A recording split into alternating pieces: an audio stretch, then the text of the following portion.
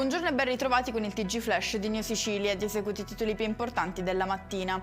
Condannato a 2 anni e 10 mesi di reclusione il titolare di un B&B di Biagheria in provincia di Palermo, responsabile di violenza sessuale ai danni di una dipendente. La ragazza è stata violentata a giugno 2020 nel suo primo giorno di lavoro.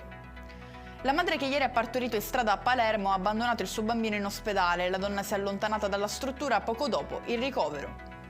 Consumano per mesi al bar senza pagare minacciando il titolare. Messe 4 misure cautelari a Palermo nei confronti di 4 persone della stessa famiglia, denunciate dal commerciante dopo un'aggressione. Scuole sicure, povertà e disoccupazione giovanile. Queste le priorità segnalate da Emiliano Abramo, presidente etneo della comunità di Sant'Egidio, in una lettera aperta ai deputati dell'ARS. Un bimbo venezuelano di appena 2 mesi è stato salvato dai medici del centro di cardiochirurgia pediatrica del Bambino Gesù di Taormina, in provincia di Messina.